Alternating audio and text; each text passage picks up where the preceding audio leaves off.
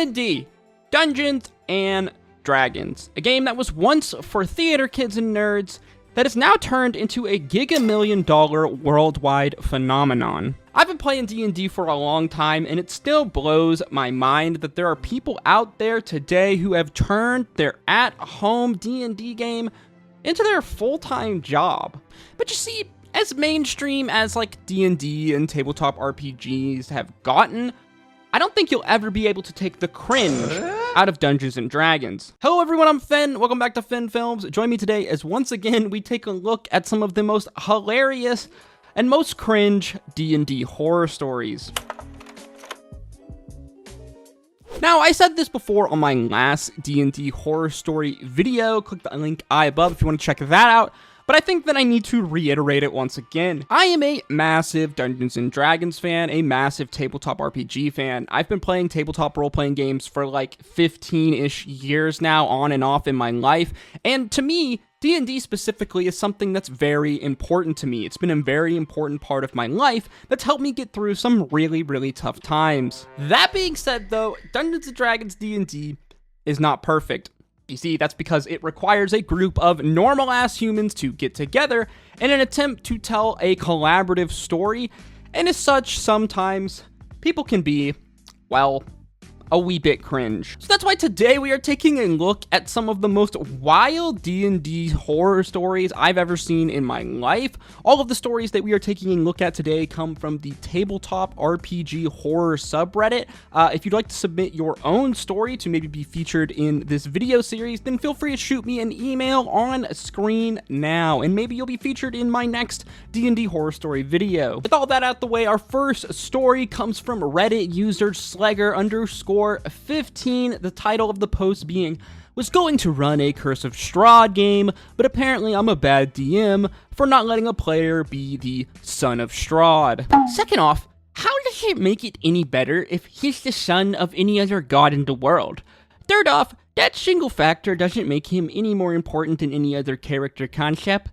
D&D is about being able to live out our fantasies. Everyone's character concept, no matter how wacky or dramatic, is valid, as long as it doesn't break the rules of the game, which I'm not. Your position is not to dictate us what our characters can and can't be. It's to facilitate a fun game and a coherent narrative with what we bring to the table. Nothing about my character inherently prevents anyone from having fun or breaks the narrative as long as I play the rules and prioritize the others over myself, which I plan to do. You've never even DM'd for us, so what's the harm in giving me a chance? DM response: okay, DMs have to say no sometimes. This is one of the things I'm saying no to. I will not be talked to in a condescending manner over this right before it even begins. Therefore, the one-shot is postponed, and you can find someone else to run Curse of Strahd. Good luck finding someone who will let you be the son of Strahd, though. Peace emoji.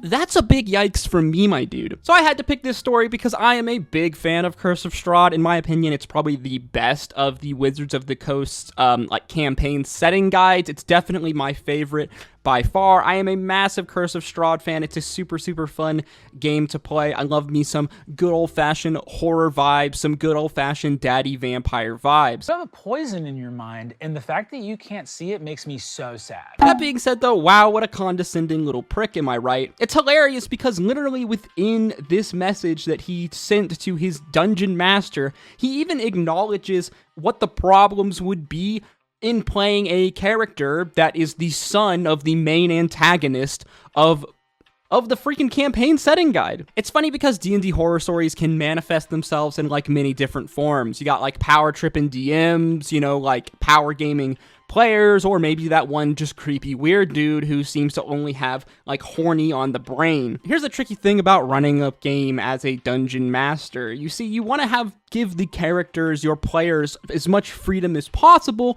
while also still kind of containing them in your cage of rules, or at least like narrative focus of the story. It's super common whenever you run a game as a dungeon master to have kind of a set of parameters to give your players when they make their characters. Maybe that's playable races that you want to allow, or classes that you want to allow, certain rule sets, homebrew, setting things, possible relations to gods, and whatnot. Typically, it's like kind of a faux pas to be like, oh yes, my character is like the son or the daughter of a freaking god, let alone a massively powerful vampire lord who is the main antagonist, main, like, kind of plot device of the whole campaign guide itself. This is one of those really tricky things about, like, tabletop role-playing games and just, like, collaborative storytelling, this idea of wanting the players to express themselves, wanting them to play a unique character that they've made up in their own mind, a character of their own devices, while still putting some rails on the system, though things don't get too out of hand and we don't end ourselves up with a main character syndrome problem. Now, what I would have done if I was this player character is make a character with unknown parents, maybe an orphan or a character who never knew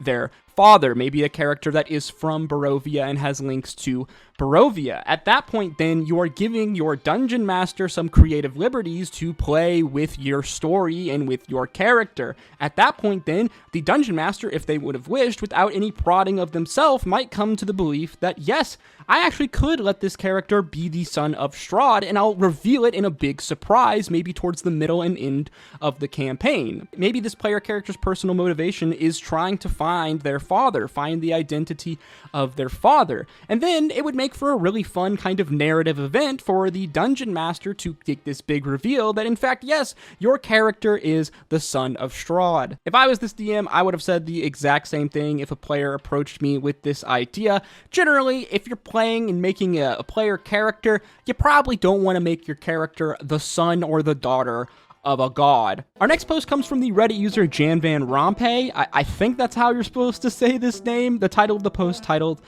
Google reviews sure are something else. Game shop owner gets a 1-star review for throwing out an asshole. The owner responds, 1-star review. Tonight I came to Adventure Games expecting to play Dungeons & Dragons. It was my 3rd time joining a group of individuals I had come to like, and I always enjoyed our sessions. I chose to leave shortly after arriving, however, as the owner, name redacted, decided to shout at us and act as a child in front of his whole establishment about a conversation we had last week that he had deemed inappropriate, making more than one patron feel quite uncomfortable, I'm sure.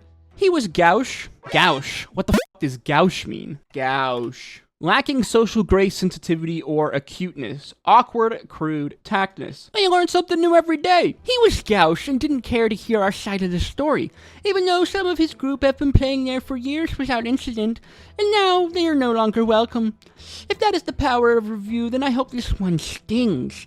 This because neither I nor my friends will be frequenting your place of business any longer. The owner responds, you are correct. We did deem the conversation that your D&D group had last week about beating up women and getting around a strip club's no-touch rule so that you could assault those women as inappropriate. We have a strict no-tolerance policy about such matters, and both players who engaged in the conversation admitted that they were in the wrong. Their actions were a clear violation of our store's code of conduct and the rules set forth by Wizard of the Coast, so there was no need for us to hear anyone else's side of the story. I'm sorry that name redacted's reaction made you uncomfortable. Maybe you can begin to understand how the 13-year-old girl and her father felt when they were put in such an uncomfortable situation. They got up and left during the middle of the session. We have continued to have problems with this group for several years, which I'm guessing that they forgot to mention to you. However, those problems pale in comparison to the horrible things that were said by not only players in the group, but by the DM, who's supposed to be leading the group and being responsible for our session. Since we work very hard to make our space one where everyone, especially women, feel safe and welcome, we feel it is in everyone's best interest that you and your friends do not return to our store. Jam f***ing smoked and rolled, boys. I tip my fedora to you, owner of local game store. Man, did you put this guy in your place. I love the framing that this player tries to, come at the store with, talking about how they were seemingly kicked out for no reason. It isn't until the owner comes in and slaps them upside the face, giving us the actual details about what happened in said campaign that got these kids kicked out, that you realize they're a bunch of just pieces of shit. This is like the side of the D&D community that I really hate. Dungeons & Dragons is, like, for the longest time, was like I said at the beginning of the video, a place with theater kids and, like, socially awkward nerds played for years, really up until the last, since 2016, 15, since the launch of 5e and shows like Critical Role have made Dungeons & Dragons so mainstream. It's not even funny, but with that mainstreamness comes an awesome diversity of the player base and an exposure of the rest of the world to the awesomeness that is Dungeons and Dragons. Unfortunately, for like many years prior, D&D was kind of a old boys club, at least in certain settings. Definitely a boys club for sure. I don't know what the numbers are, but I'm sure that like over 75% of the player base of Dungeons and Dragons and probably tabletop role-playing games in general is men, is guys, and as such, I'm not surprised that something like this happens probably quite often. I have a friend who's played in a ton of D&D games with me, and she almost always will roleplay male characters, a lot of times for this explicit reason, because maybe they're tired of having their character hit on, or just always being treated like the odd person out just because of the fact they have a freaking vagina, and they actually just want to play Dungeons and Dragons and tell a fun story like the rest of us, so they feel like they have to roleplay as guy characters so they're not constantly getting harassed. You'll notice that a lot of the D&D like RPG horror stories are a lot of like horny bait problems. There's a lot of dudes out there who just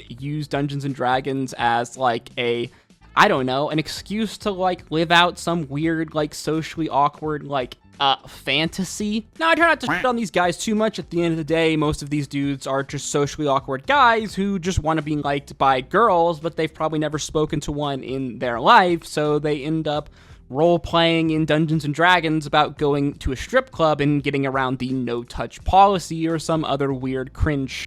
I don't think there's anything wrong necessarily about having like adult themes like in your Dungeons and Dragons game, whether that is like having, you know, love interest role play, or even like, you know, going to brothels. Personally, we always do the classic fade to black if anything ever like happens like this in either games that I'm DMing in or most games that I've been a player in, and I think that this works the best. In general, when you're gonna role play themes and stuff like this, everyone at the table needs to all, you know, be down for it and needs to all be adult enough to be able to handle it in kind of a responsible way and not push the boundaries too much, because at the end of the day, we're trying to all tell a story together. Everyone needs to feel comfortable. Everyone needs to feel accepted. This is sometimes very hard to do because, again, we are all humans. We're all weird, socially awkward creatures who are just like, you know, meandering our way through this world with each other. And so sometimes awkward situations are going to happen. Generally, whenever I have a player who is like this, maybe a player who's just a tad bit too horny,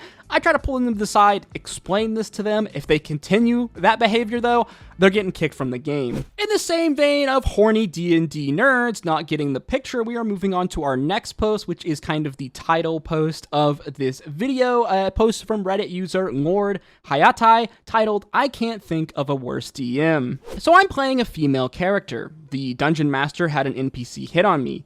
I made it very clear that my character was not interested on multiple occasions. I missed a session and was told my character slept with that NPC and I'll have to make a check to see if she's pregnant. I'm furious. I asked if he was serious and he said yes. I told him that it was wrong for him to do that to someone's character. He said something about alcohol being involved and left. I'm planning on quitting the campaign. What would you do? There's so many things wrong with this scenario that I don't even know where to start. I mean, roll for pregnancy? What the fuck is wrong with you people? Stop it. Get some help. Again, there's nothing wrong with role-playing adult themes in your tabletop RPG, but this needs to be very explicitly agreed upon and what the parameter of these themes are before you even start the D&D game. You should never be ambushed as a player by your dungeon master with some weird, like, maybe like sexual themes or just weird, uncomfortable scenarios that you haven't talked about ahead of time and then explicitly agreed to. Let alone the fact that as a dungeon master, you should never be taking control of like your player characters when they're not there unless they've given you explicit permission to do so. That's just like a huge kind of violation of trust as a DM and what I would call power tripping, to say the least. It's funny because in a lot of ways, this kind of reminds me of what happened with Orion Akaba, the guy that was in the original Critical Role cast, but ended up getting kicked for a variety of reasons. One of those reasons, outside of like cheating and power gaming, being the fact that he was, as in character, hitting on an NPC and wanting to do relationship RP with this NPC, but the dungeon master repeatedly refused this for in-character reasons, but the player well, got a little upset about this. And I'm not talking about just once, but on repeated occasions. This, though, is taking that to like a whole new degenerate level, and it's absolutely insane to me. I can't even imagine doing something like this as a dungeon master. I mean, roll for pregnancy.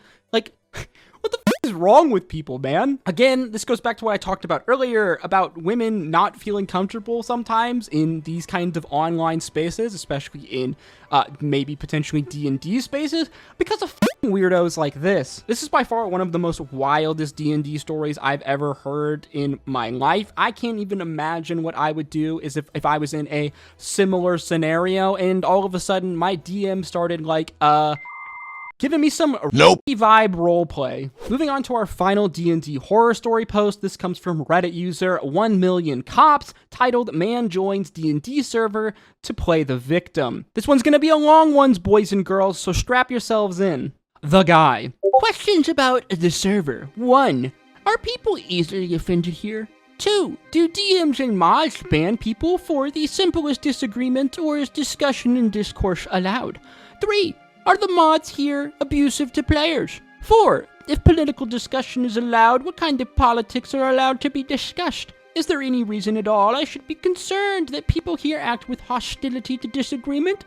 Or is it a mandate that all people must be agreed with at all times? 6. Are conservatives welcome or forbidden? Are liberals welcome or forbidden? 7. Is compelled speech such as pronouns required or enforced? 7 again because I don't know how to count. Are all rules applied equally across the board, or are some animals more equal than other animals? 8. Hypothetical. If I drew a picture of Trump and used it as a character image for my character, would I be insta-banned? 9. Is moderation, corruption, and abuse a thing here? Moderator. As I said, we do not compel speech. As long as it is not meant to be offensive by using incorrect pronouns, it's okay to make mistakes. So I can refuse to use a pronoun then. Many of people lean towards neutral words such as they. As a member of the LGBTQ+ community, I myself don't use they or expect others to use it. Or I think it's polite to do so to expect others to use it. I actually think it's immoral and delusional. You might even say it's one step removed from calling oneself Napoleon Bonaparte. So I ask again, is it an enforcement issue, or if I openly refuse to use neutral pronouns? Server owner, I'd just like to ask real quick, why are you asking these questions, and what are you expecting out of this? I'd like to know if your server is very left-leaning, a political, decent, or moral people, and do you ban people for disagreement? So to cut through the BS, if you will, I drafted a list of questions that allow me to judge the morality of people quickly. So why are you openly stating that you believe people who use neutral pronouns are delusional? As well as their intelligent character and attitudes. Yes, a member of the LGBTQ+ community is compelled as immoral speech, and pronouns can be delusional. Unfortunately, acting in such a way is antagonistic at best. Openly asking, hey, are your mods abusive? Are your players hostile? No self-respecting server is going to answer in anything but positively. So all you're doing by answering these questions is displaying an antagonistic behavior. Interesting choice of words. What do you find antagonistic specifically? And the reason I'm asking these questions is often in leftist-leaning environments, disagreement is often met with hostility and intrabans. See Twitter. Owned noob. Are people easily offended? Do DMs and mods ban people for the simplest disagreements? Are the mods here abusive? Is there any reason at all I should be concerned that people here act with hostility to disagreement? Are all rules applied equally? Is moderation corrupt? We're here to play D&D. We're not here to be politically charged or to verbally harass people. If you plan to do either, you won't find a place here. Actually, any kind of server that has a strong leftist bias tends to ban people for disagreements of any kind. That's an opinion at best. And if a person here answered the DMs and mods are indeed corrupt, would you ban them? Well, it's actually factual. I'm not here to debate your opinionated statement. I've actually asked this list of questions of many servers. Some people just ban you right away. Well, again, it's a factual statement, not opinionated. Could we agree to disagree? Again, see Twitter, Facebook, Twitch, Discord, MySpace when it was around. Likely because you are antagonistic Furthermore, I'm not going to entertain such questions in depth. No, the server is, and I'm sure will attest to it, a D&D server. There's no place for politics, nor should you expect to find any. There's no preconceived bias regarding any person, as long as you're respectful and follow the rules. You won't run into any problems. Nope, just curious about the nature of the people on that server. The questions are not in any way antagonistic. Bruh. Due to personal bias is the only time that they become controversial, antagonistic, or contentious. But given that you, the head DM, feels that they are indeed controversial, antagonistic, and contentious, tells me everything I need to know. I need to know about morality of the people here, and what kind of an echo chamber it is. We're not going to entertain any further questions regarding the morality of my staff. I've already answered your questions. Whether you accept them or not is irrelevant. My last question before I leave is, how many people have you unjustly banned? Good luck finding a server. I've found several that are not so easily offended. One last question. How do you sleep at night? And is sociopathic narcissism common for you? It's a learned trait. Did you learn it at a young age, or was it developed later on in life? Projecting much, my dude? I'm not gonna sit here and entertain your benign insults. Have fun. Farewell, banal sociopath. Jesus Christ, bro. Discord RP is wild. It's funny because I've actually seen something quite similar to this. This is something that really can only permeate on the cesspool that is Discord. This guy cracks me up, man. It's so funny that he seems to think that, like, he is coming in here, like, trying to just ask some, like, legitimate questions. Oh, I'm not trying to be antagonistic at all. Proceeds to be the most antagonistic shithead out here. Kudos to the server owner for the way he handled this. My guy didn't take the bait at all, which is exactly what this guy was looking for when asking this questions. You can tell that he probably already had his mind made up on how he thought the server was run before he even drafted this crazy list of questions that he's asking. You can already tell, you know, what he thinks before he's even coming in. It's just looking for basically confirmation bias at that point. I've seen plenty of things like this happen. I've seen tons of like D&D discords fall into absolute drama fests and ruin just from a variety of things. A lot of times that stems from talking about things other than like D&D and roleplay within the D&D roleplay server. What's that common phrase? Those are the things that you don't bring up at the dinner table, like politics, religion, and something else. That also goes for like in Dungeons and Dragons. At the end of the day, unless you're like super close friends with like the people that you're playing with, you're meeting to play Dungeons and Dragons with people. And when you're playing online and something like a Discord here, it's very likely that you're playing with people who you've never met before or only know online. So you probably want to keep that relationship, at least when you're in the D&D server, to Dungeons and Dragons and Dungeons and Dragons related things. I've seen so many Discord servers come and go and just blow up because of drama, personal drama, whether that's through, you know, like, I don't know, someone DMing someone's girlfriend, or someone hitting on someone in a game, or someone talking about politics on a freaking D&D server. As amazing and awesome as the internet is and virtual tabletops are, which allow you to play Dungeons and Dragons, you know, with anyone in the world at any time in the world, which is awesome, because it makes scheduling D&D somewhat less of a nightmare than it used to be when you could only play in person. Unfortunately, the downside of that is that there are people like this and situations like this will happen. If you're a person who's online and you've spent enough time in any kind of Discord community ever, you've seen someone like this before. And yes, that was it for this edition of D&D Horror Stories. What a wild collection of stories we had this time around. I don't think I'm ever going to get over roll for pregnancy as long as I live. That's just the most wild fucking shit I've ever heard of in my life. As always, guys, if you enjoyed this video, learned something new, please make sure you like, comment, and subscribe, as that is the easiest way to help support me and to put these videos into the algorithm. If you'd like to send me your D&D horror story to maybe be featured in the next time I do this video, then hit me up in my email down below. If you did enjoy this video and you want to see other D&D and nerd culture content, then why don't you check out one of the videos on screen now. As always, guys, thank you again for supporting me. Hope you stay safe out there. Drink your water, hug your mother. Until next time, peace, love, Adu.